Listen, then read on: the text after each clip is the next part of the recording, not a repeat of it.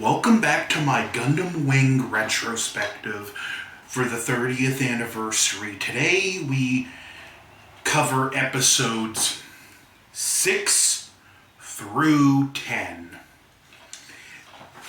And starting, the episodes are Party Night, Scenario for Bloodshed, The Trey's Assassination, Portrait of a Ruined Kingdom, and Hero Distracted by Defeat. In the series, even though the first couple episodes were a shaky start, from here on out it really starts to get good. Parties and Party Night starts to close out the first story arc of the series. Hero prepares to transfer, and in the aftermath of Relina's father being assassinated, Lady Un sends a squad of Ares mobile suits to assassinate Relina, while we have Hero planning on leaving, but he does choose to attend the party before he leaves. We do see start to show some signs of strength from Relina, like her actually going to the party, knowing she needs to be strong.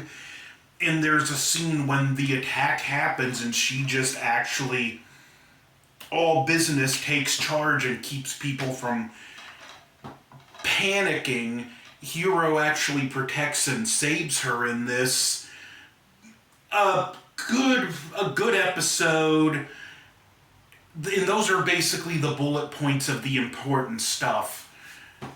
The scene where he's protecting her is good, and he even uses the shield from the Wing Gundam to stop debris from falling on her before killing the last Ares. The next episode, Scenario for Bloodshed. This one is a really good episode. All the Gundam pilots get orders. There's going to be a summit with top Oz employees, and they all show up. Hero and Duo wind up together.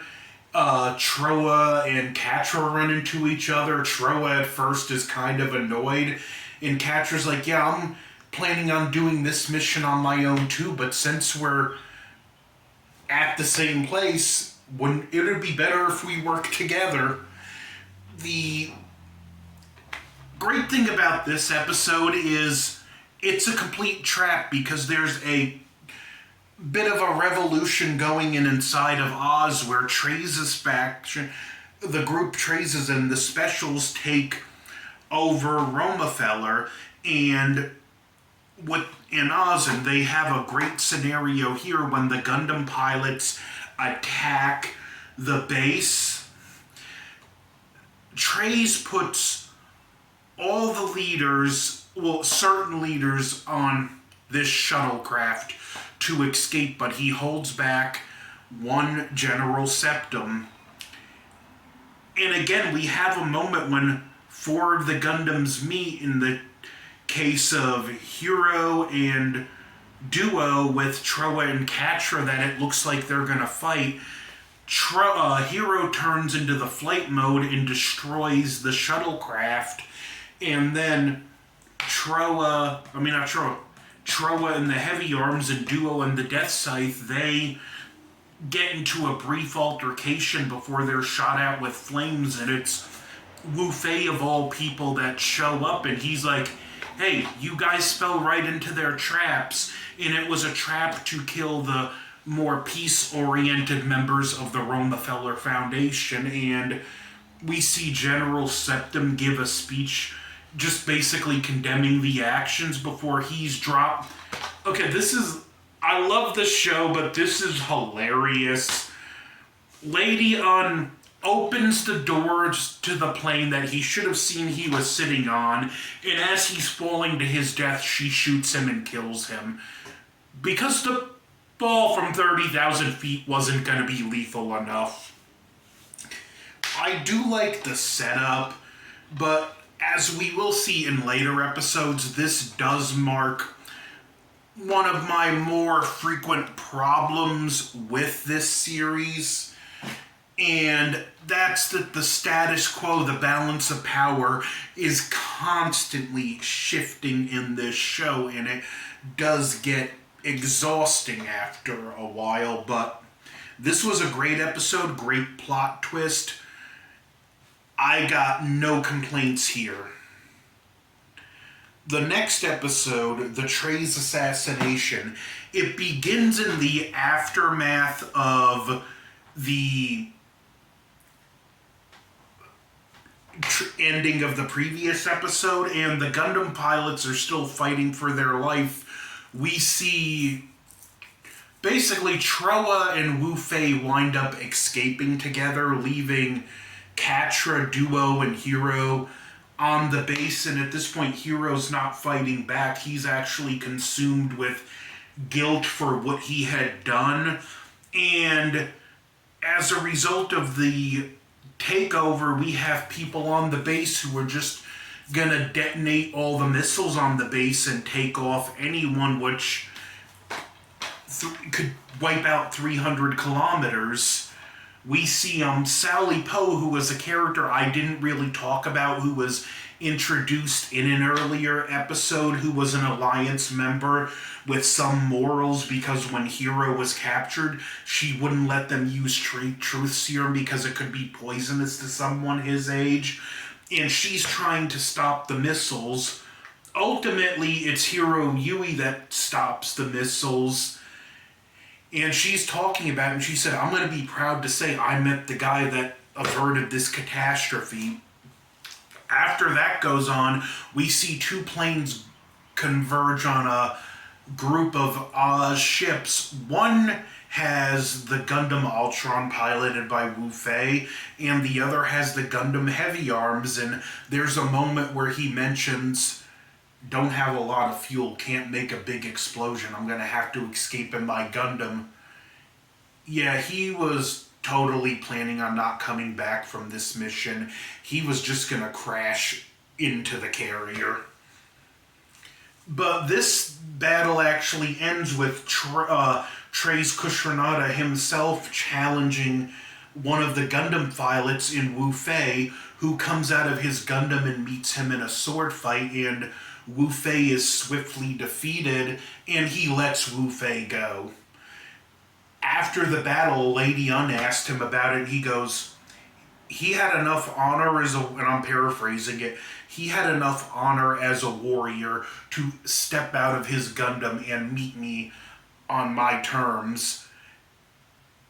And I see he has potential to get stronger, so I let him go. And next time, I'm going to have to be sure to fight him in a mobile suit. Good, fun episode. And we do see a nice backlash for the actions and how they affect some of these characters. Episode 9, Portrait of a Ruined Kingdom. We find out a lot more in this episode. Zex Marquise is really Miliardo Peacecraft, the older brother of Relina Peacecraft, and he is the heir to the fallen Sank Kingdom, which he's in Oz because he wants to avenge, and this has to deal with the Gundam Tallgeese, his first attempt to take it back, because this is the faction that they revolted against in the previous episode. They're still in charge of the base at the Sank Kingdom, and the Verniers and the Tallgeese are so powerful they give Zex a heart attack, although he's perfectly fine in the next episode. And he realizes this is a machine meant for suicide missions. One of his officers, Otto, then takes the Tallgeese, manages to overtake the enemy base, but he dies in the process. And we see a scene where Zex goes into the royal palace, takes his helmet off, and talks about how his hands are stained with blood. He can't lead the Sank Kingdom, but his sister would be perfect to embody its ideals. Really, again, good episode, although I do think this does bring a lot of plot holes, because from here on out, Zex pilots the Tallgeese without trouble, although he does state, like, I don't need to take it to its limit in the next episode.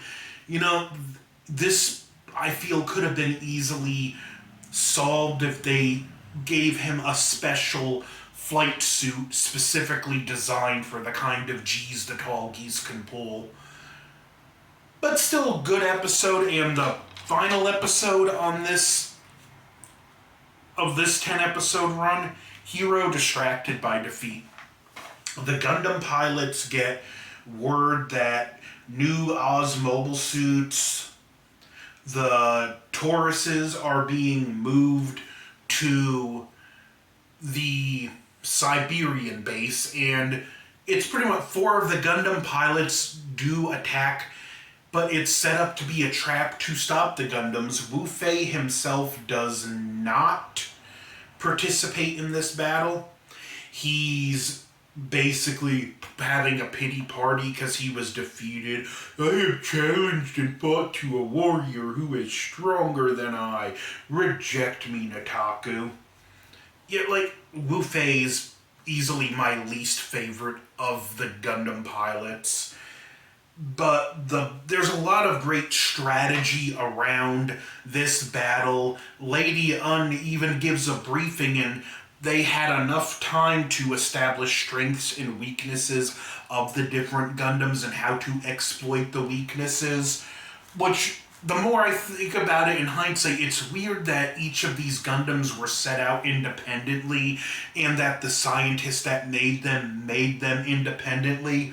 Because when you look at the properties of each Gundam, it's clear they were meant to always work as a unit. Heavy Arms, which has the most communications antenna, would have no doubt been tactically been suited for the lead unit, and its purpose more would have been, and this is just how I would use them tactically, it would have been more in the back, firing, giving supporting fire. I would have had Sandrock and Wing Gundam more with the head-on attack. And because Death Scythe has stealth capabilities and the versatility in both mid and close range with Ultron, plus its high mobility, I would have committed those two to flanking maneuvers. But this is a very fun battle, and Zek's challenge fights Hero, Tall Geese versus Wing Gundam in a really good fight that is abruptly ended when Lady Un orders Space Fortress Barge to fire on the colonies. We get one of the engineers that made the Wing Gundam. He calls in and surrenders, but says he will not surrender the Gundams. Even Zex is upset about this, and Hero self-detonates but somehow survives, even though the explosion leaves a huge crater around the Wing Gundam. Yeah, talk about your plot armor. But one thing I think's a really cool touch, Zex, when it's Troa that sees it, and Troa picks up the unconscious body of Hero with the heavy arms, and Zex even tells him, you're at a disadvantage here. This is not how this should have gone down. I'm not going to attack you. Just take him and get out of here, which is a cool moment because we'll find out in a future episode that Zex actually hates fighting opponents that have a handicap. He really is that honorable knight who has to fight on a level playing field.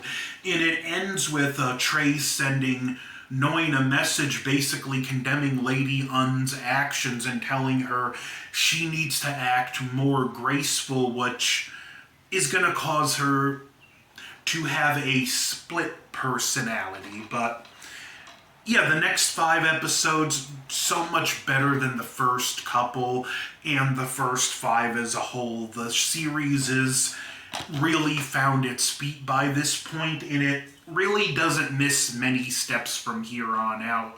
So this is part 2 of my 30 years of Gundam Wing retrospective. Don't forget to like, share, comment, subscribe. Over and out.